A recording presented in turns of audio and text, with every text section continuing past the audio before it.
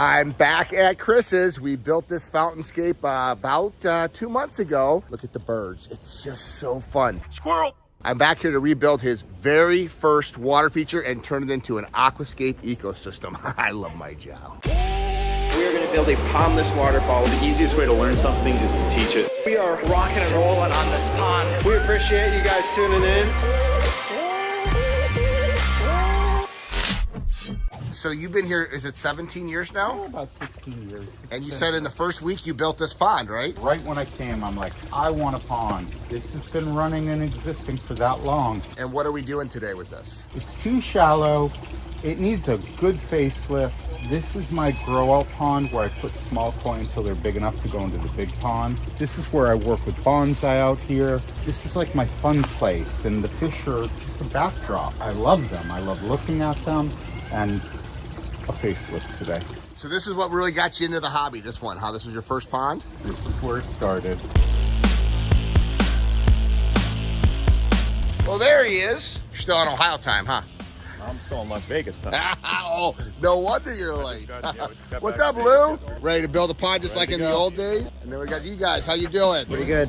Yes, nice to see you. Nice to see you. To see you again.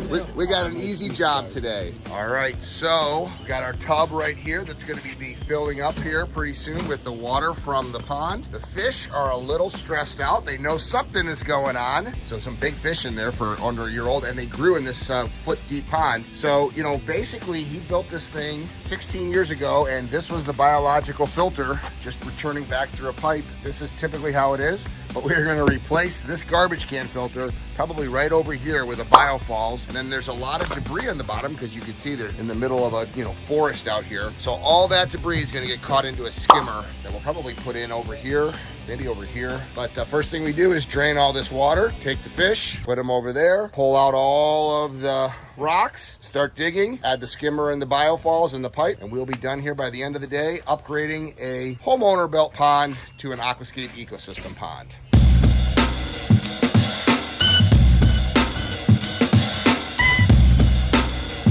Okay, here they come.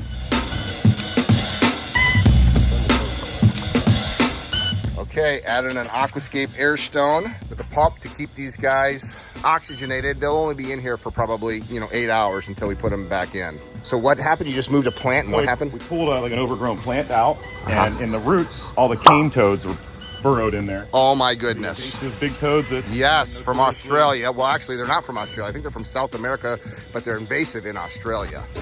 I heard they can kill dogs, I heard. Well, if the dog chews on them, yeah. So, I see them. They all went up into the waterfall area. Oh boy, so we're going to be pulling those things out and probably put in a bucket of them, because I think that unfortunately they're not gonna survive. I think he freezes them to get rid of the invasive species. We'll put them all in a bucket, let him do what he wants with them. These cane toads are invasive, so you freeze them. What do you do? There's a product that I spray on them Then that eliminates the problem with the cane toads. immediately, and I hate doing it, but the cane toads, they'll kill your dog. If you have a small dog and they grab a cane toad, Yeah, because it's poisonous. My friend Blake brought a dog over that was dying.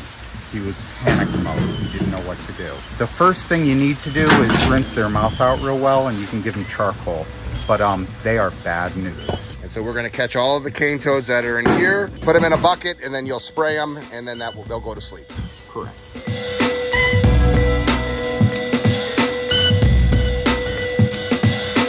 Good morning, Blake. Good morning.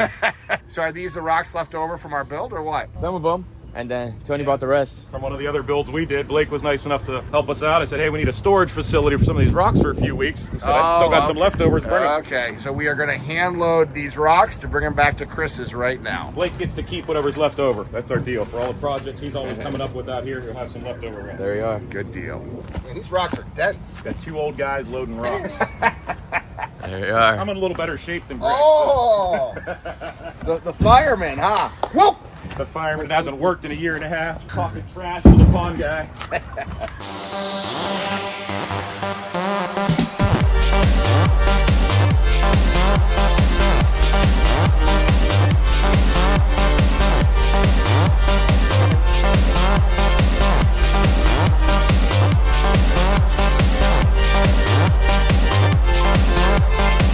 All right, you can see the roots in there. The liner is out. The roots have grown all underneath it, but EPDM rubber liners will just go around it unless it's bamboo or something. This is now going to be starting to get excavated, and the rest of the day we will finish up putting in the rocks in that we just picked up. What are you working on here? Chris had an old filter set up here, and he liked the idea of it being able to backwash with Yep. with pond water without having to ruin all of his biological stuff. So we're trying to use his old bio balls in here that are already seasoned. The 2500 bio balls has a choice of 2 for the bulkheads down here. Yep. We only need 1, so we would just cap this one. But instead, we're going to run his pump into the one like normal. The second one, we're going to run a drain out of and have a valve shut off. So at any Right. time, he can open that valve to drain down the biofalls. We're also going to take the line from his pump that's going into here and have a valve on that, so he can shut off that pump line from the bottom. There'll be a secondary line coming up into here that he can turn on. When he opens his drain and turns this one on, he'll be pumping pond water up here that will rinse down the stuff in there. He wants to use all that, the water, all the plants Makes and everything sense. around here. Nice. A little improvising with our system. Okay, so the guys are digging. Lots of roots, boys, huh? 16 years of growth around this. So show me what you're using here. That's what we call the weapon, specifically for situations like this. Tons of Okay. roots everywhere. So go ahead, show us how it works. I think that's a really So we got a slick. couple different ways. You can chop at them, Yep, and it's also cut here, so it makes it easier to go through them this way. right. And so you call it the weapon. What's it actually called on this thing? Root Slayer. I love it. Tip of the day by Lou's Tip of the Day.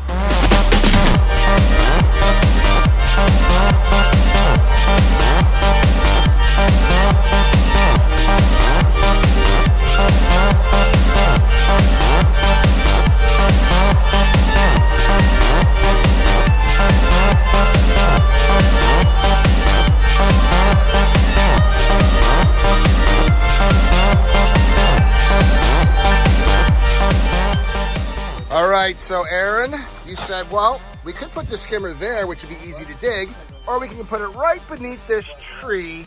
Let's make the customer happy and put it right beneath the tree. Easier maintenance. It is easier maintenance, a little bit more digging. We got the pond almost at the right depth here. We got all of the backfill, I think, from the house, so hard digging. We got the biofalls set over there right on the edge, so we're gonna have a really nice, loud sounding waterfalls, that is for sure. But it is hard digging with these tree roots, and then I think this cochina or backfill from the house. So it's gonna be quite the difference when we get done with this.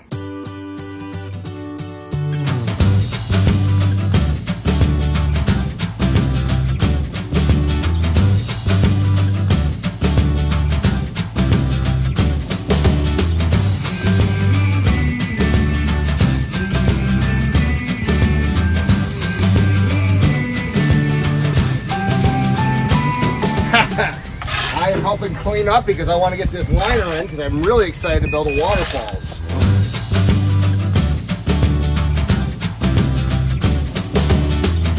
It's perfectly level. Yep. So we'll have 22-inch deep pond with this, which would be a nice waterfalls on that side. And it's a lot better for the fish than a 12-inch deep one.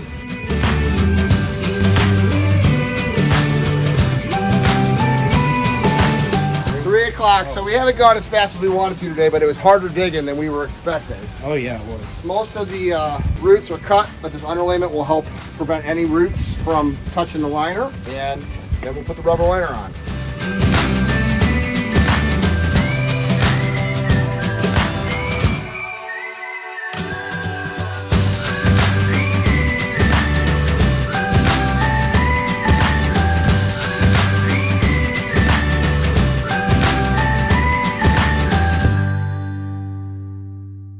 I know it doesn't seem like it, but this will be filled with Japanese koi fish by tomorrow.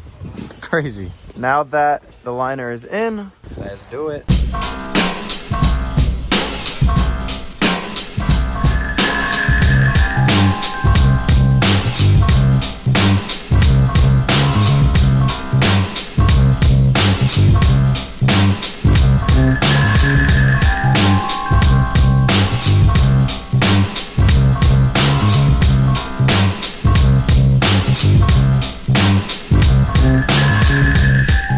Collaboration Nation. It's a jigsaw puzzle, putting it together. I'm looking forward to getting put some gravel in for the backfill, and then I'm really looking forward to building this waterfall. I wish I had some bigger boulders, but that'll make it trickier, which will make it fun. So Aaron, check out this beauty that I picked up. Yeah, look at this. If I can get that at the right height, We have water coming here, water coming here. I like these 2 elevation changes on here.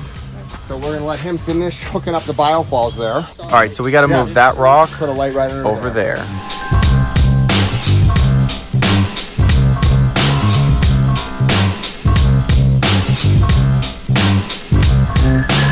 This is just the jigsaw puzzle of building the waterfalls, which is fun. Go look for that big rock out there. We get one more rock in here. All right, so we got the fish cave right here, and then our new stone that's coming Yeah, right so off drop it that in. waterfall. Beautiful.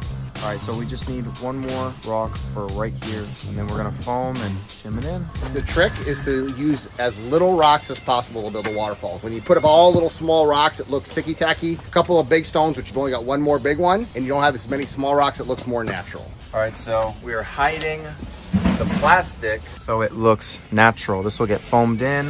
This will get all green and beautiful, and you will not even tell that those are 2 different rocks. Right? True.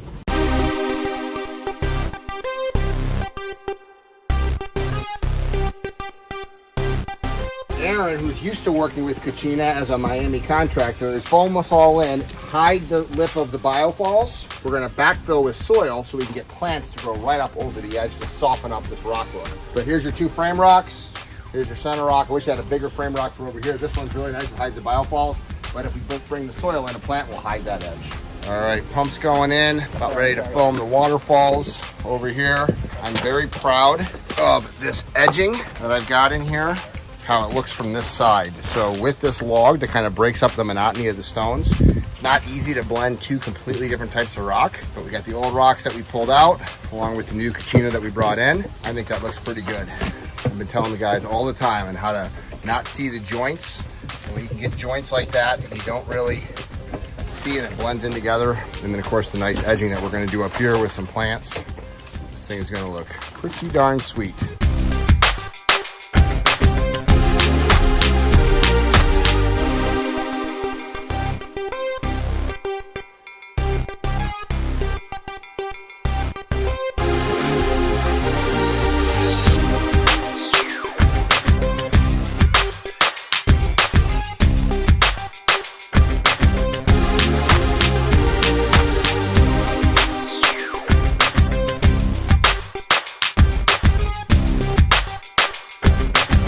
And there the plants come.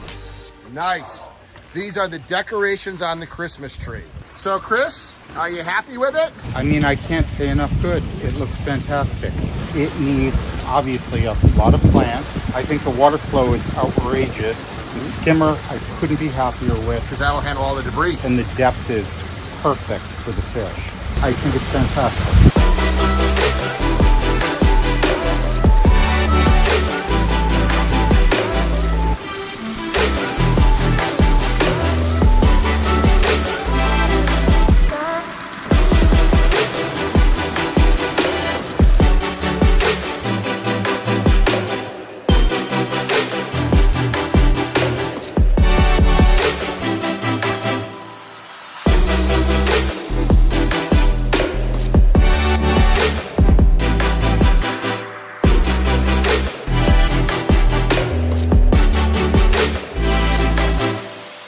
So this is the water feature that started it all. When I heard that this water feature was in here for 16 years and it was actually his grow out facility for his babies, I knew we had to aquascape it. We came, we saw, we excavated, and this is the final result.